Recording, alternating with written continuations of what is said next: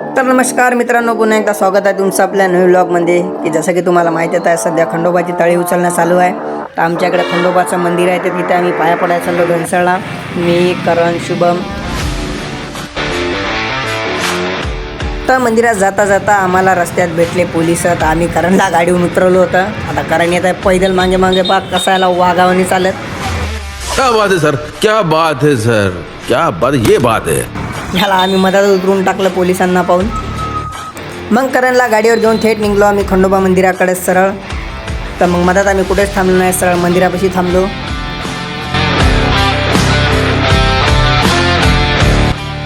तर मित्रांनो, हे आहे आपल्या पुसद शहरातलं इंजिनिअरिंग कॉलेज. खूप छान, खूप सुंदर आणि खूप स्वच्छ आहे.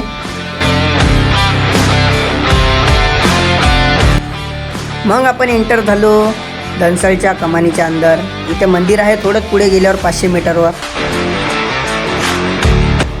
मग आम्ही मंदिरापाशी आल्यावर पार्किंगमध्ये गाडी लावली आणि निघलो दर्शनाकरिता मंदिरात.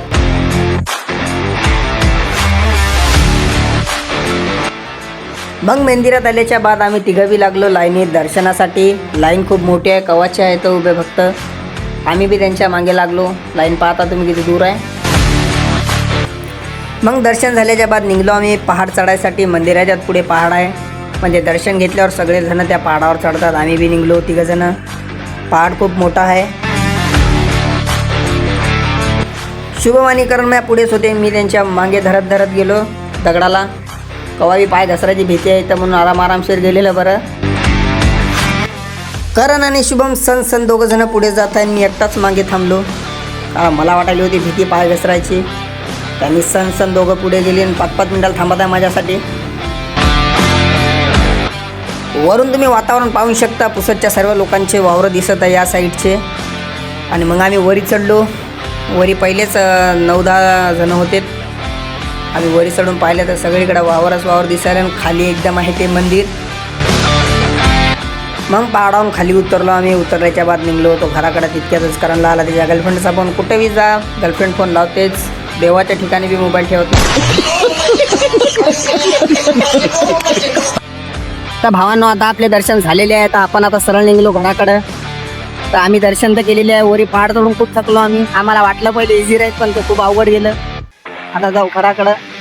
तसंच आमच्या रथाचे सारखे आज शुभममुळे त्यांच्या डोळ्यात काहीतरी गेलं.